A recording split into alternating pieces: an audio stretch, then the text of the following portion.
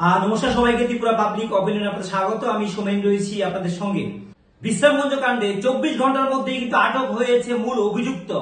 বুধবার অর্থাৎ গতকাল রাতেই তাকে আটক করা হয়েছে। বুধবার গভীর রাতে জানা যায় গ্রেপ্তার যুবকের বাড়ি বিশালগড় চন্দননগর এলাকায়। সেই যুবকের বাড়ি হচ্ছে বিশালগড় চন্দননগর এলাকা এবং তাকে আটক করা হয়েছে এবং তাকে বিশালগড় মহিলা থানা থেকে বিশালগড়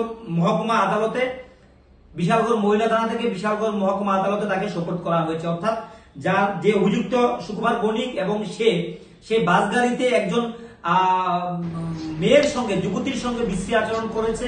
তার পরিপ্রেক্ষিতে সে একটা সময় অসুস্থ হয়ে পড়েছিল এবং পরবর্তীতে খবর যায় তাদের পরিবারের কাছে এবং তারপরে একটা অবস্থা আপনারা ইতিমধ্যে জেনে গেছেন। এবং রাজ্যের মন্ত্রী বর্তমানে কিশোর বর্মন তিনি কিন্তু বলেছেন এটা একটা ন্যাক্কারজনক ঘটনা এবং পূর্ব পরিকল্পিত ঘটনা তিনি বলেছেন। তবে শেষ পর্যন্ত যে মূল অভিযুক্ত বিশালগড়ের তাকে কিন্তু আটক করেছে পুলিশ এবং যার কারণে বলা যায় যে পরিস্থিতি এখন স্বাভাবিক রয়েছে, কারণ যে মূল অভিযুক্ত তাকে আটক করা হয়েছে। তবে বাস গাড়ি ভাঙচুর করা, আইন নিজের হাতে নেওয়া, একটা উত্তেজনা পরিস্থিতি তৈরি করা, এর নেপথ্যে যারা যুক্ত রয়েছে তাদেরকে কি পুলিশ আটক করেছে কিনা সেই বিষয় নিয়ে কিন্তু প্রশ্ন উঠছে। এবং এই ঘটনাটাকে নিয়ে কিন্তু সরকারের উপর আঙুল তুলছেন বিরোধী দলীয় নেতা জিতেন চৌধুরী। তিনি কি বলছেন সে বক্তব্যটি আমরা শোনাচ্ছি এবং দেখাবো যাকে আটক করা হয়েছে। এই গোটা প্রতিবেদনটি আপনারা দেখুন, আমরা তুলে ধরার চেষ্টা করছি। উল্লেখ্য, মঙ্গলবার রাতে চলন্ত বাসে এক মহিলার সাথে দুর্ব্যবহারের অভিযোগ উঠে। এই ঘটনাকে কেন্দ্র করে বিশ্রামগঞ্জ মোটর স্ট্যান্ডে তীব্র উত্তেজনা দেখা দেয় এবং বাস ভাঙচুর হয় এবং যাত্রীদের উপর হামলা হুজ্জুতি হয়।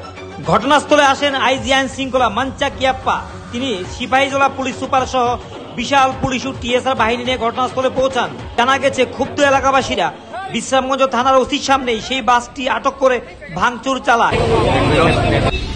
গাড়ির উপরে আক্রমণ চালাইছে, ইট পাটকেল দিয়া তারা যেভাবে যেমনে ফাটছে তারা রাজদীপ বাস 1226 গাড়িটা এটার উপর আক্রমণ চালাইছে। এমনকি গাড়ির যে স্টাফ আছিল, ড্রাইভারের খবর আমি করতে পারলাম না, কিন্তু কন্ডাক্টর যে আসলো হ্যাঁ বেশি মারছে। তো আমরার কথা হয়েছে যে গাড়ির যদি প্যাসেঞ্জার দুষ করে থাকে তাহলে তুমি আমরা জানাতে পারতা, তাহলে আমরা গাড়িটা কি দুষ করছে এটাই আমি কইতাম চাইতেছি। কালকে ঘটনাটা হয়েছে, আজকে আমরা সাধারণ গাড়ির প্যাসেঞ্জার আটকে রাখছে, সকাল গ্রুপ আটকে রাখছে, প্যাসেঞ্জারও আসলে প্যাসেঞ্জারও আহত হয়েছে। বিস্ফোরণ হলো সেদিন বিশ্রামগঞ্জ।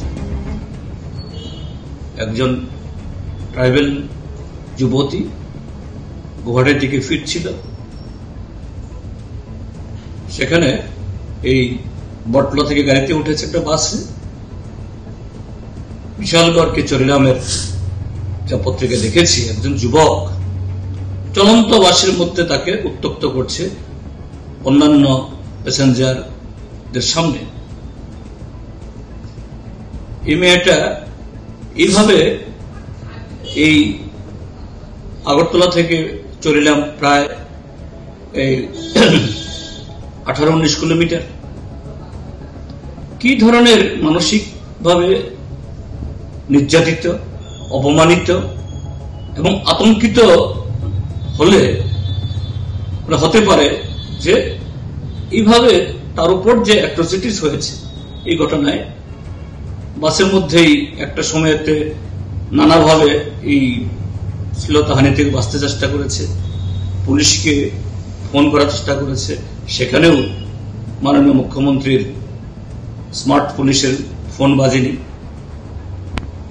শেষ পর্যন্ত বাড়ির লোকদের খবর দিয়েছে, একটা সময়তে নাকি অজ্ঞান হয়ে লুটিয়ে পড়েছে এবং তারই প্রতিক্রিয়া বিশ্রামগঞ্জ বাজারে অন্যভাবে হয়েছে, যেটাও খুবই দুর্ভাগ্যজনক।